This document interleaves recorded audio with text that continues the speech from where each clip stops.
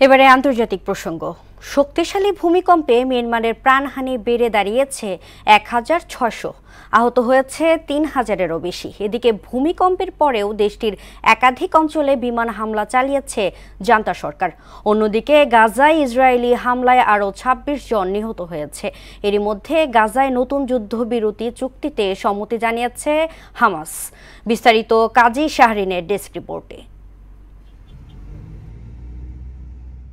বিধ্বংসী ভূমিকম্পের পর মিয়ানমারের ধ্বংসস্তূপ থেকে মিলছে একের পর এক লাশ। হু হু করে বাড়ছে মৃতের সংখ্যা। ৩,০০০-এরও বেশি মানুষ আহত হওয়ার পাশাপাশি নিখোঁজও রয়েছে শতাধিক। তবে প্রাকৃতিক এ দুর্যোগের পরেও থেমে নেই জান্তা সরকারের হামলা। ভূমিকম্পে ধসে পড়া ভবনের ধ্বংসস্তূপে আটকে পড়াদের উদ্ধারে যখন ত্রাহি ত্রাহি অবস্থা, তখনও জান্তা সরকার দেশটির কিছু অংশে বিমান হামলা চালিয়ে ৭ জনকে হত্যা করেছে। ভূমিকম্প আঘাত হানার ৩ ঘন্টার কম সময়ের মধ্যে এ হামলা হয়েছে বলে নিশ্চিত করেছে বিবিসি বার্মিজ। এই হামলাকে অত্যন্ত আপত্তিকর ও অগ্রহণযোগ্য বলে চিহ্নিত করেছে জাতিসংঘ। এদিকে পুরো মুসলিম বিশ্ব যখন ঈদ উৎসবে মাতোয়ারা, তখন ফিলিস্তিন জুড়ে চলছে মাতম। গত ২৪ ঘন্টায় গাজায় ইসরায়েলি বর্বরতায় নিহত হয়েছে ২৬ জন।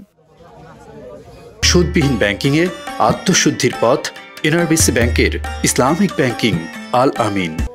এরই মধ্যে গাজায় নতুন যুদ্ধবিরতি চুক্তিতে রাজি হয়েছে ফিলিস্তিনের স্বাধীনতাকামী সংগঠন হামাস। শনিবার যুদ্ধবিরতির মধ্যস্থতাকারী হিসেবে দায়িত্ব পালন করা মিশর ও কাতারের কাছ থেকে নতুন একটি প্রস্তাব গ্রহণ করেছে বলে জানিয়েছে হামাস প্রধান খলিল আল হায়া। বার্তা সংস্থা রয়টার্স জানিয়েছে, নতুন যুদ্ধবিরতি প্রস্তাব নিয়ে ইসরায়েলের পক্ষ থেকে মিশর ইতিবাচক সাড়া পেয়েছে। কাজী শাহরিন, মোহনা সংবাদ।